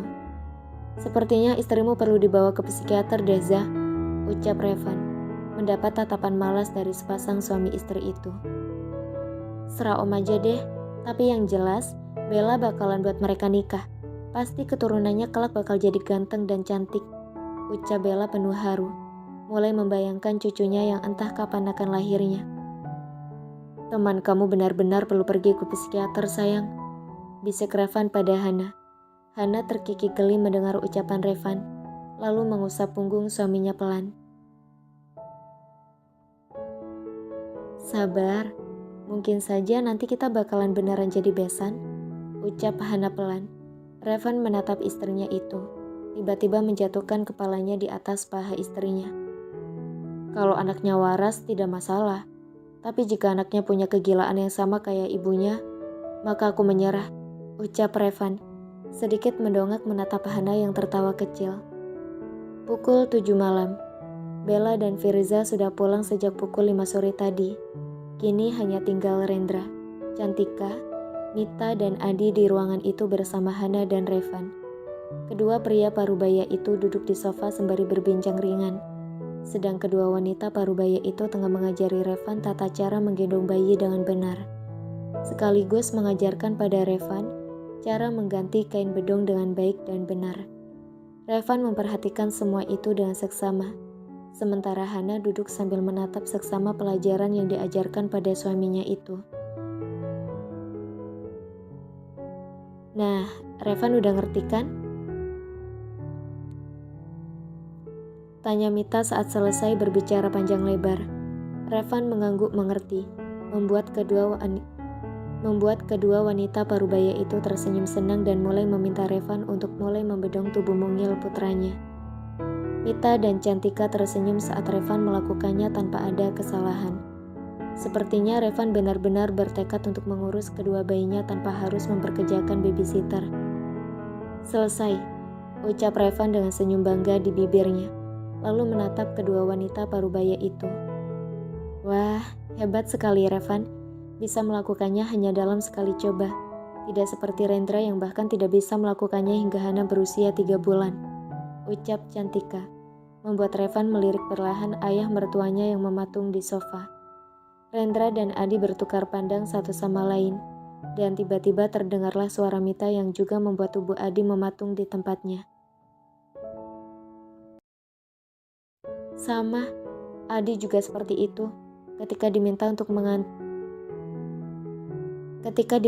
mengganti popok ataupun memandikan Gilang saat kecil, ia tidak bisa. Bahkan untuk memandikan Gilang saat berusia 5 tahun saja tidak bisa. Jelas Mita panjang lebar, mendapat gelengan kepala tidak percaya dari Cantika. "Benarkah? Ternyata kita tidak jauh berbeda. Lalu apa saja yang dia lakukan saat Gilang masih kecil?" tanya Cantika. Sedang Revan memilih mengatupkan bibirnya rapat-rapat dan berharap agar anaknya tidak mendengar pembicaraan nenek-nenek mereka itu. Yang ada di kepalanya mungkin hanya jatah saat itu. Curhat Mita dengan menggelengkan kepala. Revan melirik sekilas ke arah istrinya yang terdiam mematung di atas brangkar. Lalu tatapan mereka bertemu. Revan menyentuh kedua telinganya bergantian, mengisyaratkan untuk istrinya tutup telinga saja. "Ternyata kita benar-benar senasib," ucap Cantika menimpali, membuat kedua pria parubaya itu tidak mampu berkutik.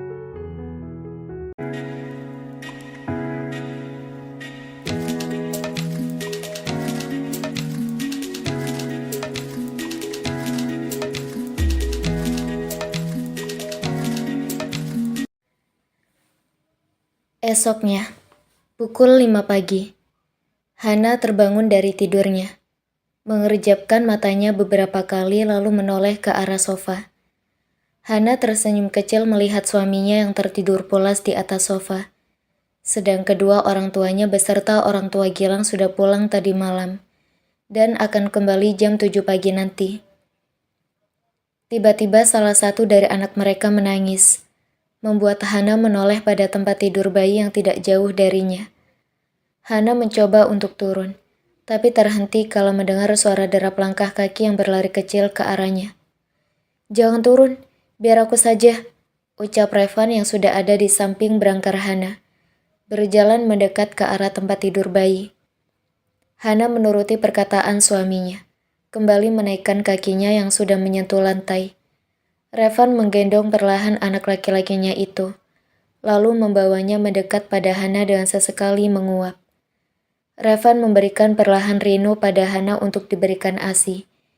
Hana mulai menyusui putranya, sedang Revan duduk di kursi lalu menidurkan kepalanya di paha istrinya, menatap Hana yang juga menatapnya sembari menyusui putra mereka. "Jadi orang tua susah juga ya," ucap Revan pelan, mengucek matanya layaknya anak kecil. Hana tersenyum kecil melihat hal itu, lalu mencoba mengulurkan tangannya yang bebas untuk menyentuh wajah suaminya.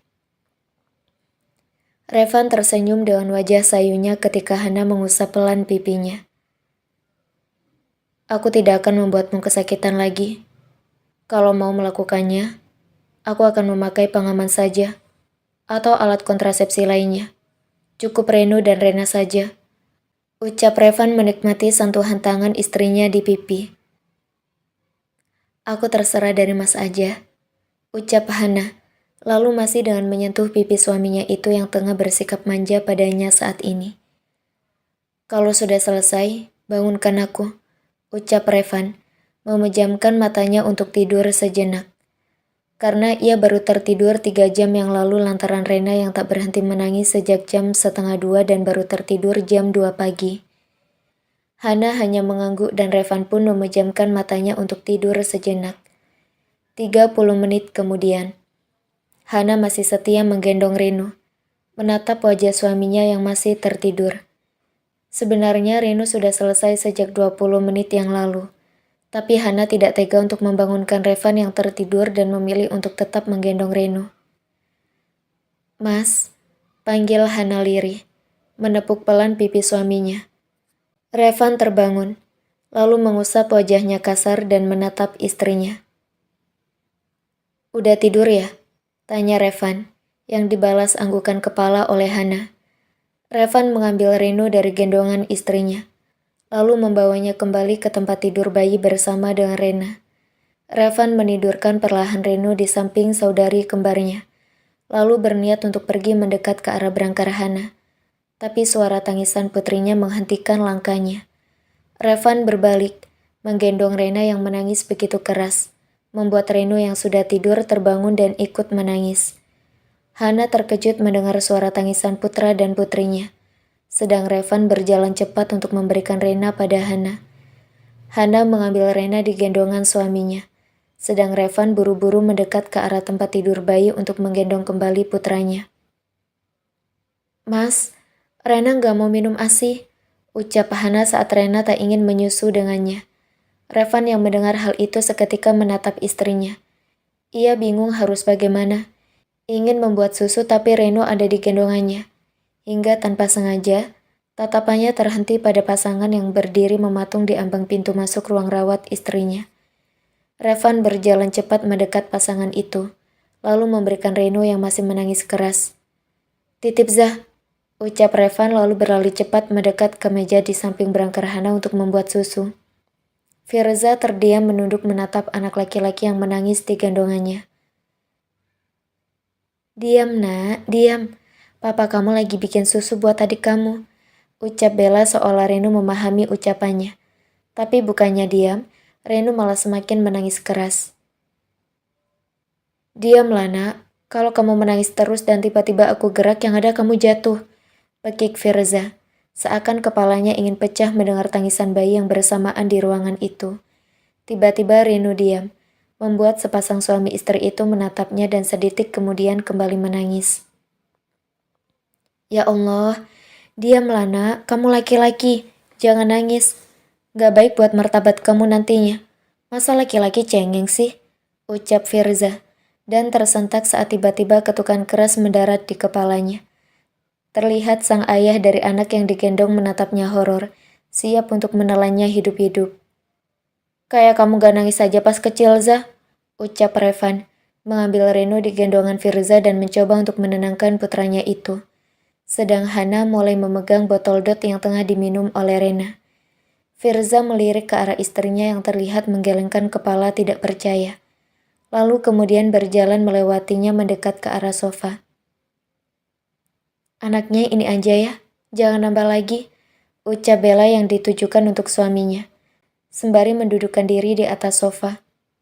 Iya, ucap Firza patuh, lalu berjalan dengan lesu ke arah istrinya. Gak apa-apa, yang penting jatah lancar, batin Firza saat duduk di samping Bella. Semoga cuma satu yang ada di perut, jangan dua. Kalau dua yang ada repot kayak Revan. Lanjutnya dalam hati, menatap sahabatnya yang menggendong Reno yang mulai diam, dan kembali tertidur. Begitupun dengan Rena yang ada di gendongan Hana. Revan melirik ke arah jam dinding yang ada di kamar itu, lalu menatap ke arah Bella dan Firza. Kalian cepat sekali datangnya. Masih pukul 5:30 pagi loh, ucap Revan tidak percaya. Firza melirik sekilas ke arah Bella yang duduk di sampingnya. Katanya dia kangen sama calon menantunya, ucap Firza, menunjuk ke arah istrinya. Ya Allah, batin Revan, menggelengkan kepalanya. Ada-ada saja istrimu, Zah, batin Revan, lalu berjalan perlahan ke arah sofa untuk duduk. Masih ngantuk, Zah? Tanya Revan saat melihat Reza yang tengah menguap. Seketika Bella menatap ke arah suaminya, sedang Firza mulai berkeringat dingin saat mendapat tatapan mata dari Bella. Kamu masih ngantuk? Ya udah, pulang balik aja ke apartemen. Nanti aku telepon buat jemput, ucap Bella, menatap suaminya.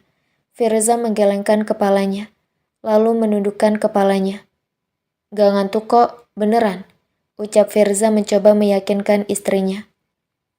2 jam kemudian, Bella setia duduk di kursi samping Hana, bercerita pada Hana ataupun bertanya tentang proses lahirannya hari itu. Revan tengah menyantap sarapan pagi yang dibawa oleh ibu mertuanya. Sarapan bersama dengan ayah mertua dan omnya. Sedang kedua ibu-ibu itu memandikan cucu-cucu mereka.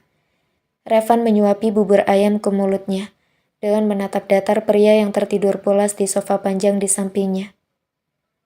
Sepertinya Firza sangat kelelahan ya, ucap Adi, lalu menaruh pelan mangkuk buburnya di atas meja lalu minum. Entahlah Om, mungkin mengantuk karena mencari makanan pesanan istrinya tengah malam, ucap Revan sangat lirih di akhir ucapannya. Kedua pria parubaya itu hanya manggut-manggut mengerti, lalu menoleh ke arah istri-istri mereka. Beberapa menit kemudian, Revan setia duduk di sofa tunggal, menyandarkan punggungnya, berusaha untuk tidur, sementara kedua pria parubaya itu telah pulang untuk pergi ke kantor. Revan kembali membuka kedua matanya, melirik ke arah Firza yang masih tertidur pulas. Tiba-tiba sebuah ide muncul di benak Revan. Ia bangkit dari duduknya lalu mendekat ke arah Firza yang duduk di sofa. Zah, Firza, panggil Revan lirih tepat di telinga sahabatnya yang tengah tidur itu. Zah, bangun, istri kamu minta dibeliin susu tuh, ucap Revan, dan seketika mata Firza terbuka, lalu bangkit dari duduknya, dan berlari keluar ruangan rawat Hana. Susu rasa stroberi ya Zah, teriak pelan Revan, lalu menidurkan tubuhnya di atas sofa dan tidur, membiarkan Firza yang mungkin sudah sampai di kantin rumah sakit untuk membeli susu.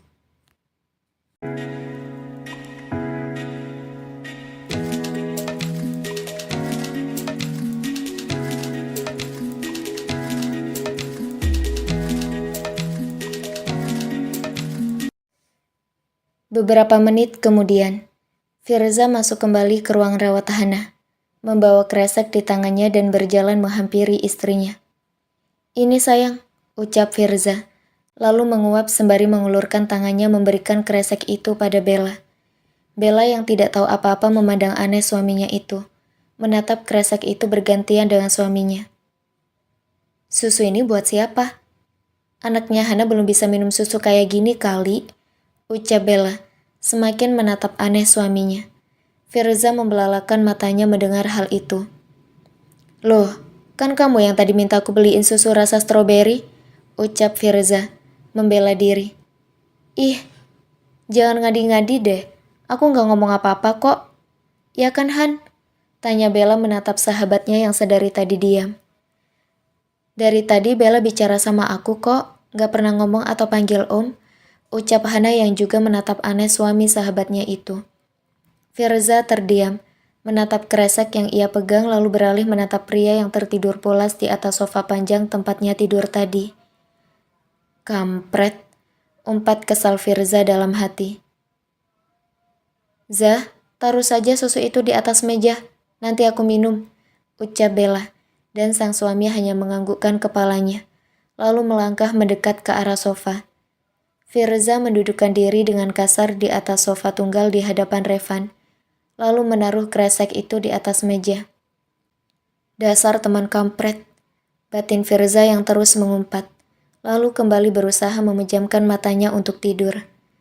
3 bulan kemudian, pukul 7:30 pagi.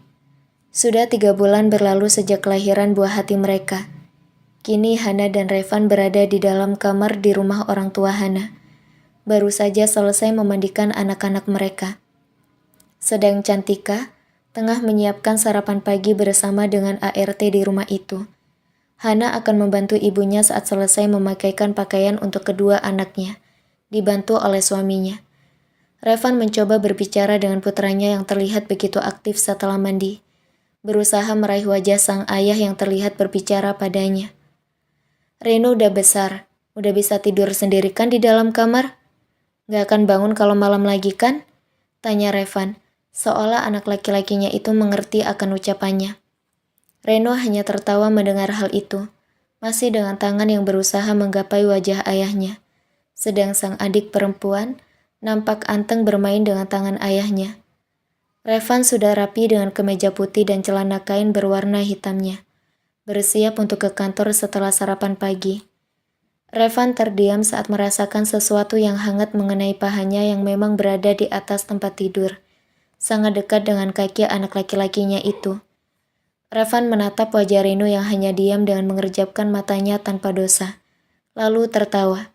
Tiba-tiba terdengar suara tawa kecil dari putrinya yang kini menatap ke arahnya. Tertawa dengan nasib yang menimpa ayahnya. Apakah lucu bagi kalian untuk menertawi Dedi? Hah? Tanya Revan yang hanya mendapat tawa dari kedua anaknya. Anak nakal, ucap Revan gemas, lalu menyentil pelan milik anak laki-lakinya.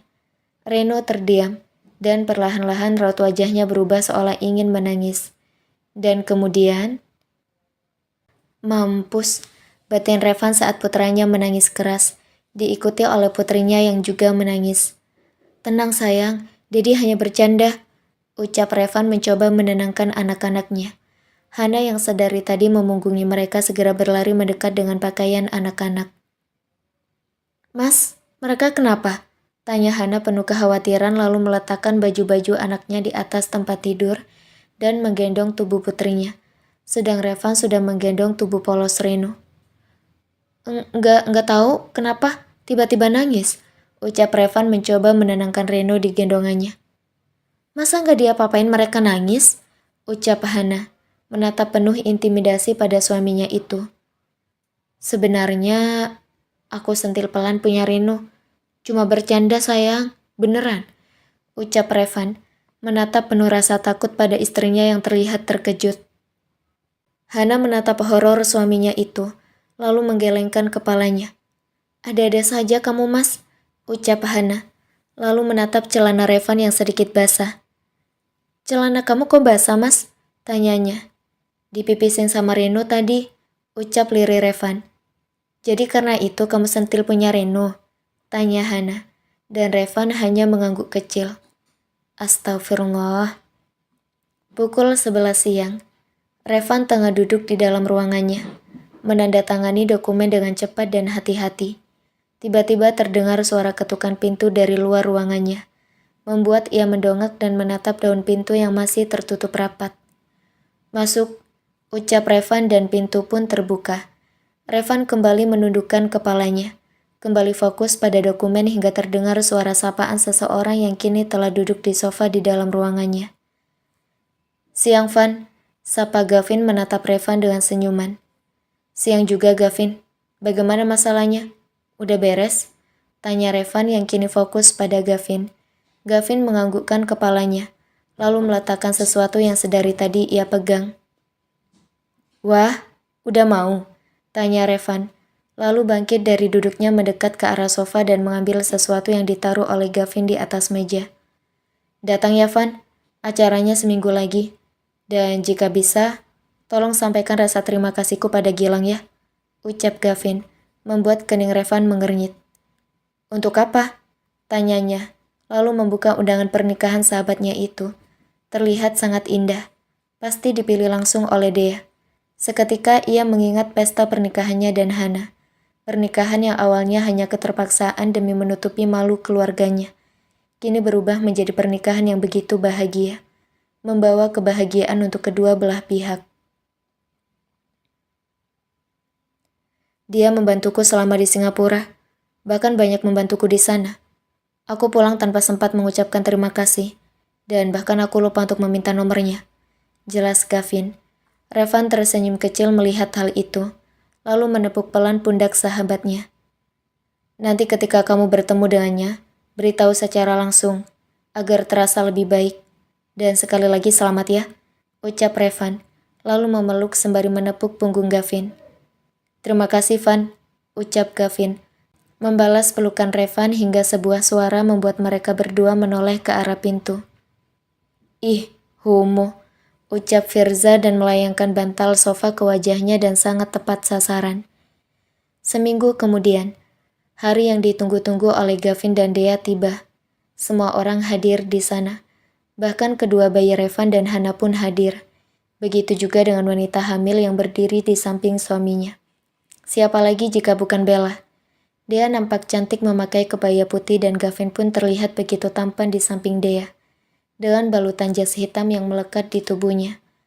Pengucapan ijab kabul sudah selesai sejak 30 menit yang lalu. Kini Dea dan Gavin menyalami para tamu yang hadir.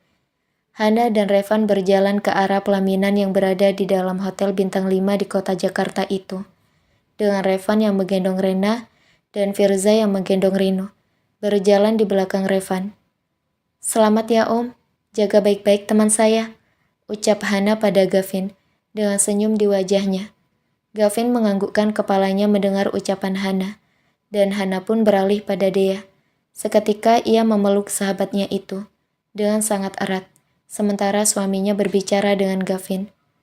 "Selamat ya Dea, buruan nyusul ya, lain kali kalau ada apa-apa jangan langsung menyimpulkan," ucap Hana, sedikit menasehati sahabatnya. "Makasih Han," ucap Dea lalu memeluk Hana lagi. Sedang Gavin dan Revan hanya tersenyum, tanpa ada pelukan apapun, lantaran Revan yang tengah menggendong putrinya. "Wah, pasti nanti kalau besar cantik banget. Boleh ya Van, buat anak aku nanti," ucap Gavin terkekeh karena ucapannya sendiri.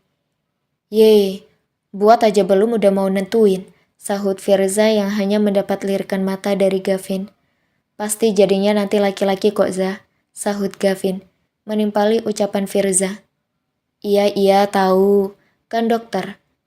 Tahu posisi mana yang bagus buat bikin laki-laki," ucap Firza tanpa malu. Sementara Reno di gendongannya hanya tertawa pada Gavin, seolah memberi selamat pada pria itu.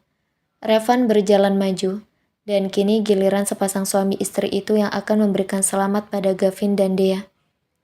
"Selamat ya Om," ucap Bella antusias, mendapat anggukan kepala oleh Gavin. "Buruan belah duren malam ini ya Om, Dea kuat kok 2 ronde sebelum tidur," lanjut Bella, seketika mendapat tatapan horor dari pengantin wanita.